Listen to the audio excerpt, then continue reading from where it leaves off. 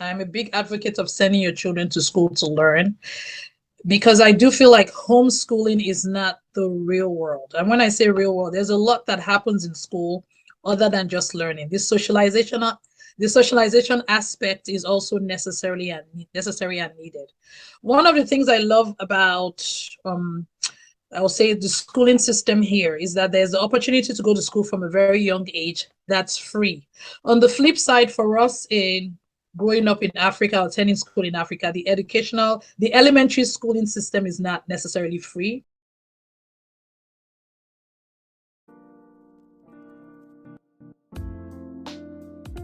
Hello everybody, you're welcome to Just for Women Africa. My name is Olaleko Amosa, the founder of Just for Women Africa.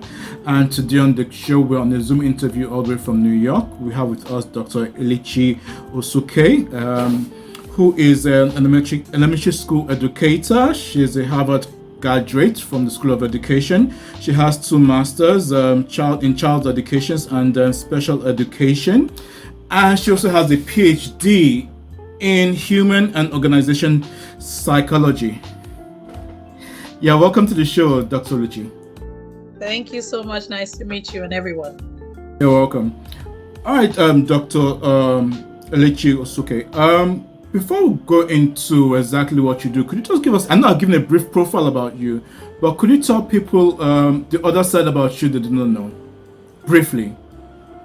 Okay, well, as you've explained and introduced, yes, I love school and I consider myself a lifelong student and learner. But on the flip side, and not on the flip side, but I do have a lot of hobbies.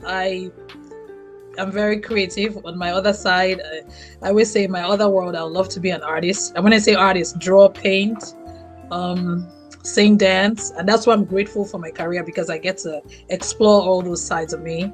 I also love to read. I'm an avid reader and love to create plays and direct them with myself or just like with my family, So that's stuff I do on the side. I'm from a family of daughters. I'm the eldest of 4 daughters. So tying it back to education was always big. In my family, was stressed a lot. Go to school and not just go to school, excel, because that is what will take you places and make you stand out. So that's me in a nutshell. Well said. Okay, Dr. Osueke. All right. I've seen your profile and you have a fantastic YouTube channel. Could you tell viewers exactly what you do? Because I can see you really educate kids in a different way. And how did you come up with that concept? Okay, thank you for asking that. So I started the YouTube channel as a way to both give back and help both children, teachers, and their families. Just to explain a bit of how the process got started. The idea came about especially during COVID, when there was the lockdown and a lot of schools were closed, if not all schools were closed. And yet we had to keep the channels of teaching and learning going. And I had a lot of people reaching out, parents, even teachers, children reaching out to ask about tips, strategies, ideas to share. And I realized that I had to go beyond just phone calls. It had to go to the next level, where I actually literally had to put myself out there, as uncomfortable as that was, and just share. And I remember my very first video was just a tip on how to help children write, or through help with the writing process, especially the demographic of the population of the children I was trying to reach to. I have been an educator of children with special needs or children with disabilities for most of my career. I really I've seen firsthand how children struggle, especially in reading and writing, especially if they have a disability. And to even take it down to our demographic, especially Black and brown children. And so for me, there was an urgency with how I was going to really do more, and to be strategic in making sure that the videos or the information I'm putting out are really helpful, especially to children and their families who just need those tips, especially with reading and writing. So that was how that process, not to ramble, started. And then eventually I really saw the need as like started to get more views and more followers. I realized there was a true need for more educators, more teachers, more school administrators to be out there just sharing information and helping and supporting outside of the traditional school environment where you go to class, like just follow up from that. Okay, that's quite interesting. Okay, so I've been through your YouTube channel, and I mean, you teach kids how to read, how to write, and I mean, with what you do, would you say the educational system is kind of failing? Because I can see you go the extra mile, you know, in teaching, in reaching out to kids and trying to get things done properly. Yes, I don't know if I would use the word failing. I don't know that it's failing. I'm such a big advocate of the system. And when I say the system, I do feel like comparing both systems, like I had my elementary education in Nigeria prior to moving over here and continuing my schooling over here. And I see the difference where we can learn from both sides. I do feel like over here, the opportunity is greater and the resources are available. But sometimes the way the resources work or access to the resources is where you physically have to go into a school. You physically have to go to school. You have to know a teacher to know what to do. Like you have to know that I guess what I'm trying to say is without the actual school telling people or teaching people or giving the resources, there really isn't that much of a culture of like something we had in Nigeria called, extra lesson, where you had that village of people that would just take the time out to teach you. It was not necessarily or readily available here. So a lot of times that's where the social media part or the YouTube channel comes in, where a lot of parents, a lot of teachers, a lot of children seek out additional outside of school, after school, what can I do to help? So they seek out additional avenues. They go so much technology. People go online to go look up answers. And so that's why I wouldn't use the word it's failing. I see it as an opportunity for us to help, to make sure to, I don't want to say make sure, to ensure that what we have more content that are beneficial on social media or on the internet or online so that the children have that. I don't know that it's failing. I just feel like there's more that can be done. There's more that can be done. That's how it's felt. Okay. Well said. I do agree. There's more which can be done.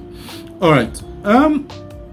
I've noticed over the years, like with parents, even here in Africa, you hear the word, they're teaching their kids at home, homeschooling. Are you a big advocate for that, or you feel that parents should actually send their kids to school to actually learn? I'm a big advocate of sending your children to school to learn, because I do feel like homeschooling is not the real world. And when I say real world, there's a lot that happens in school other than just learning. The socialization aspect is also necessary and needed.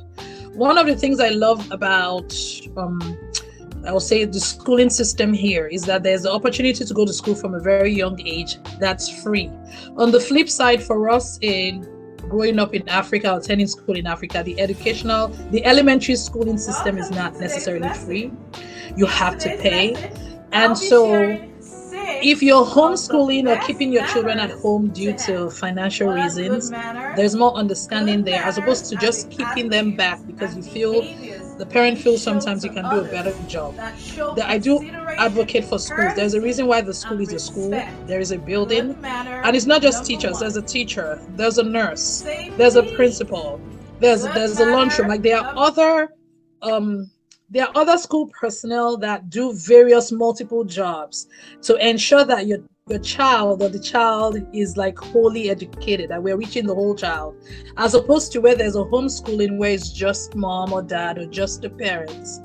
There's a lot of socialization that's not there, and there's a lot that child is missing that eventually will become apparent and obvious, especially if they are to really function in society. As they get older, you have to get a job in society, have to get a job, have to go to college. You realize that sometimes there's a lot that was not necessarily covered or presented in homeschooling.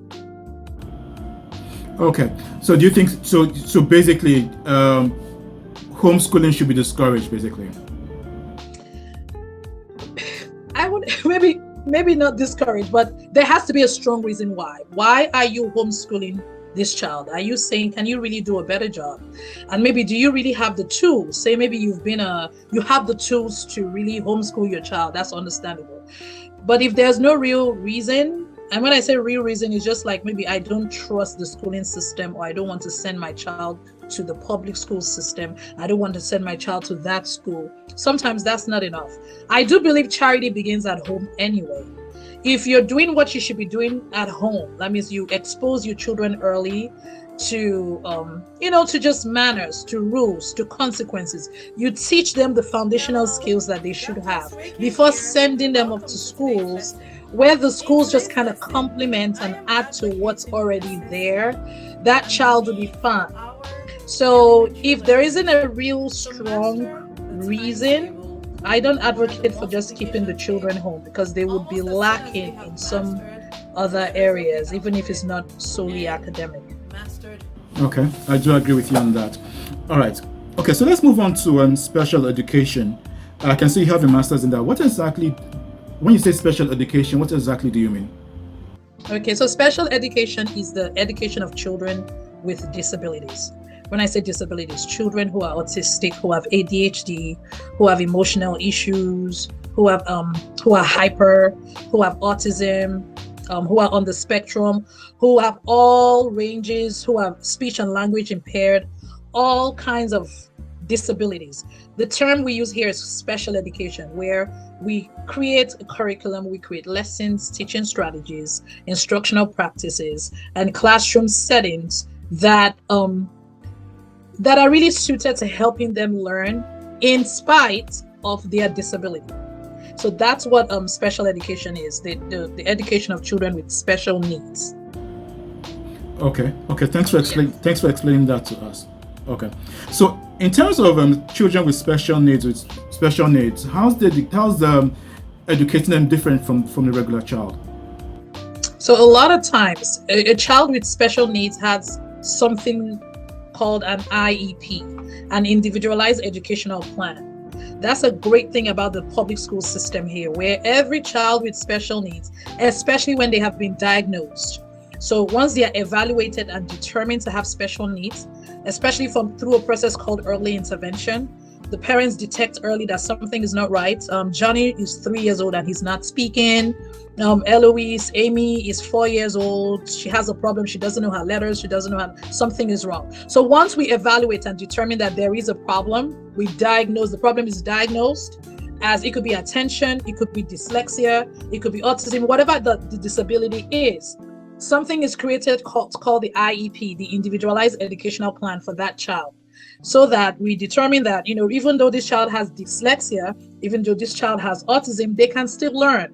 So we create a set of goals for them. Those goals may be modified from, say, the regular curriculum, or we create teaching style. So we determine that in order for this child to learn in math, they need to use a lot of manipulatives. Their math lessons need to have a lot of visuals in them. You have to make sure whatever you're teaching, you include pictures. You have to break things down into smaller steps. So all of these are like information that's included in the IEP for the child. And then that child is now sent off to the right placement, the right classroom, usually a smaller class size. Children with special needs typically are in classrooms that are smaller.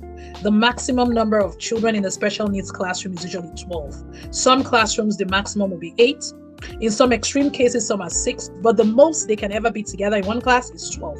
So you send them off to that in the right placement with their right IEP, so that regardless of that child's disability, they are able to learn, they are able to function. And then the goal is that we eventually want to mainstream them. When I say mainstream, they eventually graduate, depending of how they are able to meet those goals. They eventually graduate and are able to function in like a regular classroom or regular school setting.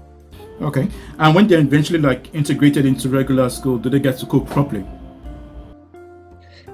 Sometimes it depends, because I've seen both sides. I've seen where a child graduated. She had been in special ed for 4 years, small classroom with because usually those classrooms have about 2-3 teachers. And then because of the progress she made, she was sent into like a regular, we call it general education classroom, with 28 to 25 children, and she relapsed. It was too much for her, and so it was determined that she had to return. I've also seen where a child was sent off into the general ed setting, and that child had made so much progress that they were just fine. So they were able to cope.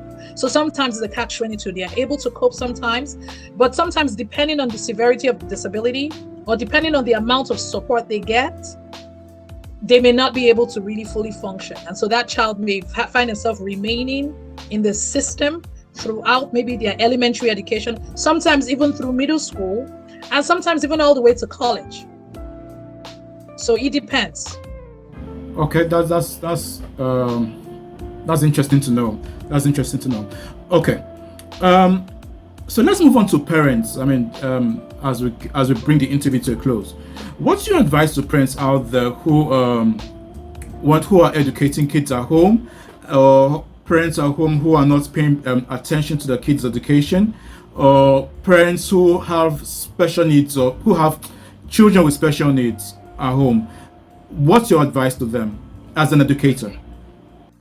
Thank you for that question. So I'll say you are a parent, you are your child's first teacher, and you are your child's biggest influencer. As I use the word influencer, as a parent, you have the biggest influence on your child, not the teacher, not the pastor, you. So whatever you start off at home is extended in schools or added onto by the teacher. So with that recognition or with that knowledge behind you, as a parent, I say our children are sponges. So whatever you feed them with or whatever you put into them is what they know. So as soon as you get them, even from when they're in the belly, start reading to your child. As soon as the children are out, they start learning. If you teach them, they learn. If you don't teach them, they learn. So the best way to be in control of their learning is start teaching them early. Let them start to learn letters, numbers, colors, letter sounds, simple sight words. I use the word attack that child with literacy skills all around, as opposed to toys or video games, so that eventually when that child starts to go to school, they are not lost. They actually have something already in them, and then the school just adds to it. Also, I advocate a lot of teaching children rules, consequences, moral lessons, because we live in a society where a lot of almost like there's a blurred line between right and wrong. So a lot of times you have to, as a parent, educate your child, let your child know what's right, what's wrong, so that when they get into the school system, they're not at the mercy of the school. Like they are, because different schools, depending different districts, people have their own agendas, but you want to be your child's first teacher. You want to be ahead of your child's education, making sure that you are not just monitoring, you are also teaching them in addition to what's being taught in school. All right, that's really nice to know, Dr. Osueke. Thanks for sharing that with us. All right, so to our viewers who are watching and who love the interview and would love to get in touch with you and would love to interact with you, could you give out your contact details to our viewers who are watching all around the world? Okay, absolutely. And thank you again. Hi, everyone. So I am Dr. Osueke. I do have a website. I'm on my website is my name, drosueke.com. My website actually has a lot of free resources. That website was created so that I'm able to not just orally share, but I'm actually able to physically share. You're able to, it's online, but you're able to go online, download free charts, free activity sheets, free tips, free strategies, free worksheets. So please visit my website. I'm also on YouTube, where I do get to share a lot of these tips and strategies that I refer to. And I'm on Instagram. My handle is my name, as it is, Dr. Osueke. I keep it the same across all my social media platforms, so that I'm easily accessible. And I do have my email, drosueke@gmail.com. I can also be reached there as well. All right, thank you very much, Dr. Osueke. To our viewers, I'm sure you can see her contact details below. You can also reach out to her, using her handles below, her social media handles below. And to Dr. Osueke, thank you so much for doing the interview with us. We wish you all the best. We look forward to interviewing again in the future. And to our viewers who are watching, do not forget to subscribe. Tell a friend who knows a friend about Just for Women Africa. And to the next show from Dr. Osueke and I, it will be bye. Bye. Thank you. And I would also